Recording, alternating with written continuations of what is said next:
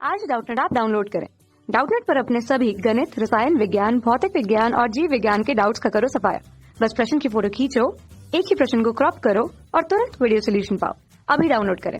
प्रश्न है, एक ग्रह पृथ्वी की सतह से h ऊंचाई पर एक वृत्ताकार कक्षा में इस प्रकार घूम रहा है कि h बहुत छोटा है r से, जहां r पृथ्वी की त्रिज्या है। यह मानते हुए कि पृथ्वी के वायुमंडल के प्रभाव की उपेक्षा की जा सकती है, चाल में आवश्यक न्यूनतम परिवर्तन क्या होना चाहिए ताकि उपग्रह पृथ्वी के गुरुत्वाकर्षण क्षेत्र से पलायन कर सके।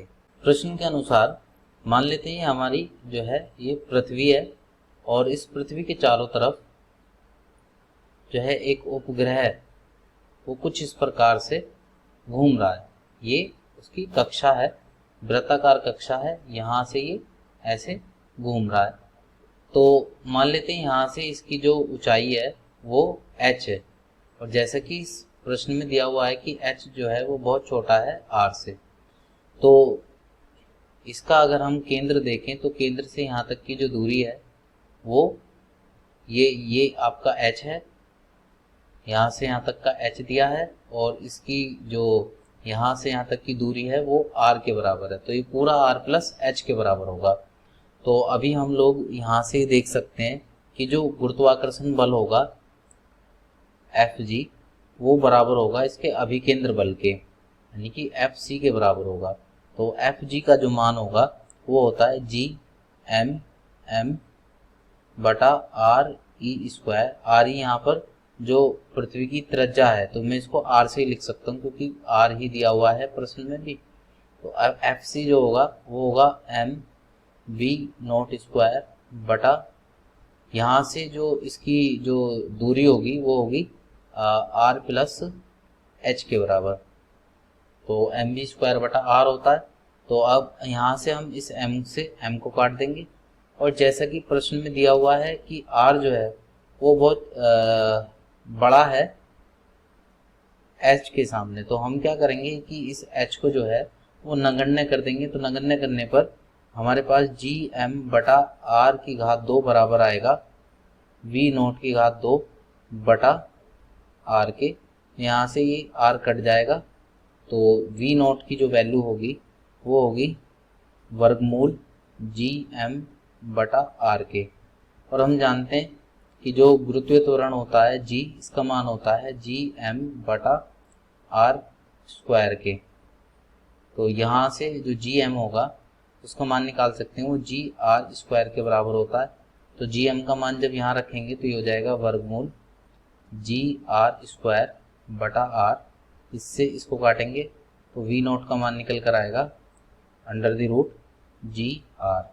तो ये तो हुआ हमारा कक्षीय चाल, हम इसको कह सकते हैं कि ये हुई कक्षीय चाल जिसका मान है अंडर द रूट वर्गमूल Gr के बराबर। तो अब हम यहाँ से निकाल सकते हैं कि हमारा जो पलायन वेग होगा वो कितना होगा। पलायन वेग निकालने के लिए हम जैसा जानते हैं कि जो गुरुत्वीय स्थितिज ऊर्जा होती है या बंधन ऊर्जा जो होती है, बंधन ऊर्जा वो कितने के बराबर होती है। बंधन ऊर्जा होती है Gm बटा r के बराबर। इसका मतलब ये होता है कि अगर किसी उपग्रह को इतनी ऊर्जा दे दी जाए तो वह अपनी कक्षा को छोड़कर बाहर चली जाती है। तो अगर हम इस बंधन ऊर्जा को इसकी गतिज ऊर्जा के बराबर रख दें तो हम उस पलायन वेग का मान ज्ञात कर सकते हैं। तो Gm बटा r जो बंधन ऊर्जा है, अगर इतनी ऊर्जा उसकी गतिज ऊर्जा के बराबर हो जाए, यानी कि इतनी गतिज ऊर्जा से ये घूमना स्टार्ट कर दे, तो क्या होगा कि ये हम इससे इसको काट सकते हैं और ये इसको Ve लिख देते हैं। तो ये क्या होगा हमारा, ये होगा पलायन वेग। तो पलायन वेग का मान होगा Ve की घात 2 बराबर Gm का मान हम पीछे निकाल चुके हैं जो Gr की घात 2 के बराबर होता है, और ये r हो जाएगा, इससे इसको काट देंगे। तो Ve का मान होगा वर्गमूल, यहाँ से अगर देखें तो ये 2 भी इधर चला जाएगा, तो ये होगा वर्गमूल 2 Gr के बराबर। तो ये जो होता है ये होता है हमारा पलायन वेग।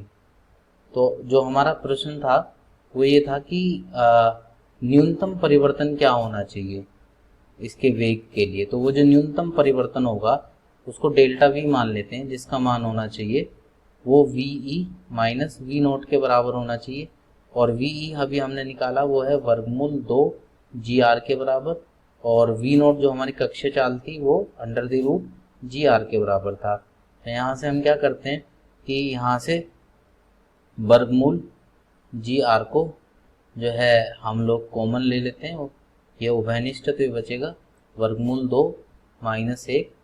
तो इसको अगर हम लोग दोबारा से लिखें तो इसको हम लिख सकते हैं वर्गमूल 2 माइनस 1 और वर्गमूल जी आर, जो कि हमारा अगर कथन में देखें तो पहले से मेल खाता है। तो ये इसका उत्तर हुआ। धन्यवाद।